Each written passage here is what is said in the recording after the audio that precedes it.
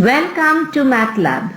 Today, you're on your journey to discover plotting of lines on a graph paper. Let us consider a point P. How many lines do you think you can draw through this point P? Yes, indeed, you can draw infinite number of lines through one point. Let us consider 2 points A and B. How many lines can you draw through the points A and B? Yes, indeed, we can draw only one line. So, to draw a line on a graph paper, is it sufficient to know 2 points which pass through this line? Before we get started, we need to understand a few terms. Cartesian coordinates give the position of a point in two-dimensional space by stating its shortest distance from two fixed reference lines set at right angles to each other. The distances may be given as positive or negative. The axes are the two fixed lines in the Cartesian coordinate system. They are usually identified separately as the x-axis and the y-axis. Look at this picture. The x-axis and y-axis have been plotted for you. Are the two axes set at right angles to each other? An ordered pair is the two numbers written in a particular order needed to give the position of a point in the Cartesian coordinate system. The convention is to give the x-coordinate or the abscissa first and the y-coordinate or the ordinate second. We need to know that the x-coordinate in Cartesian coordinates is the distance from the y-axis. The y-coordinate in Cartesian coordinate is the distance from the x-axis.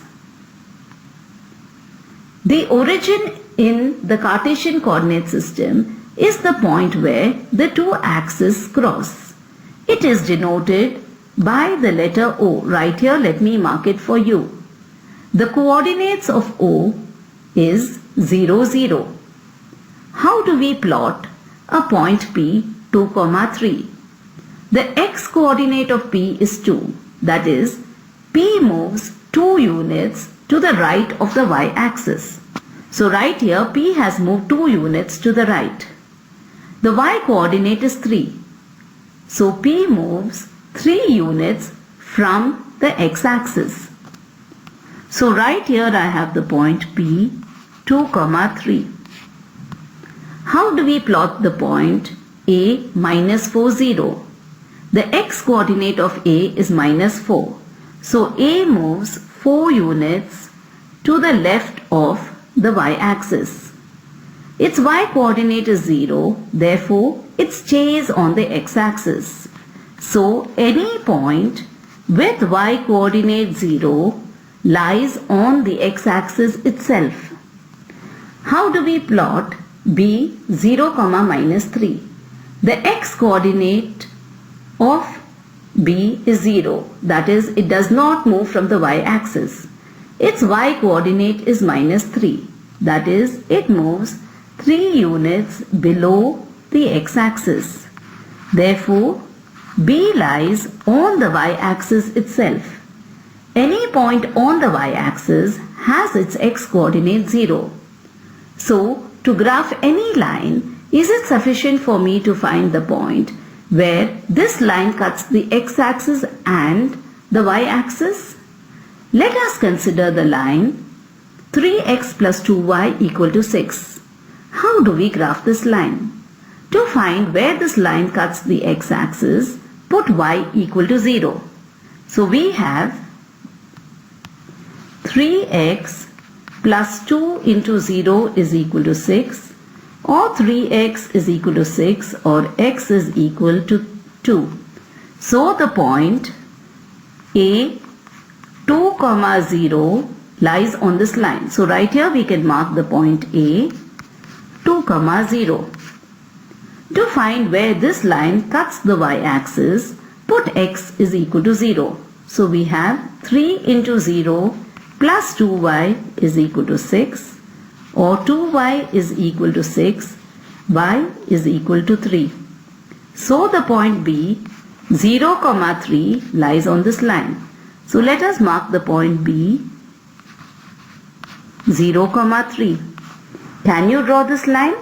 So right here I have drawn 3x plus 2y is equal to 6.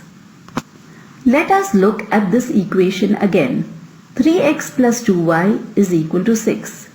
The general equation of any line is of the form y is equal to mx plus c.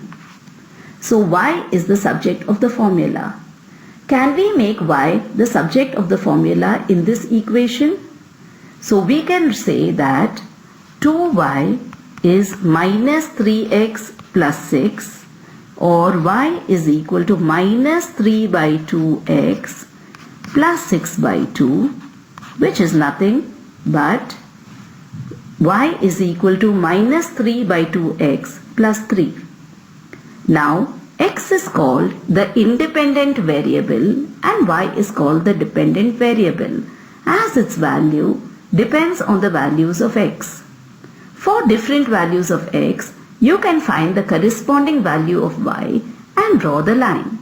This is another method of drawing the same line.